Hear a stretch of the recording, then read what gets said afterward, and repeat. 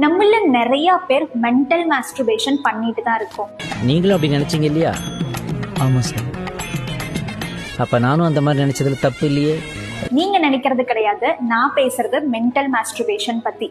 which means நிறைய நேரங்கள்ல சோஃபால உட்காந்துட்டோ இல்ல நைட் டைம் பெட்ல படுத்துட்டோ ஈவன் ரெஸ்ட் ரூம்ல இருந்து கூட நான் கண்டிப்பா இந்த விஷயத்த பண்ணிடுவேன், நான் கண்டிப்பா பில்லியனியரா மாறிடுவேன், நான் ஒரு பெட்டரான லைஃபை அச்சீவ் பண்ணுவேன், நான் வந்து கார் வாங்குவேன், வீடு வாங்குவேன் அப்படின்னு நம்மள நிறைய பேர் எக்கச்சக்கமா டே ட்ரீமிங் பண்ணிட்டே இருப்போம்.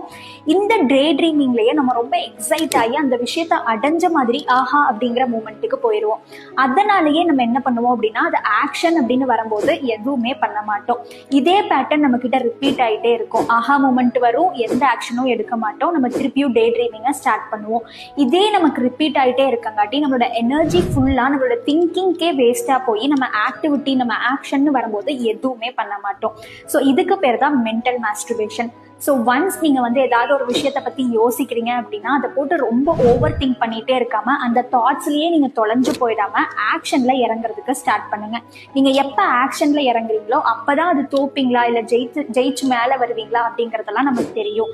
ஸோ அதை ஆரம்பிக்கிறதுக்கு முன்னாடியே எல்லாமே பெர்ஃபெக்டா செட் ஆயிடணும் அப்படிங்கறத யோசிக்காம start action, which is very important to achieve your dreams.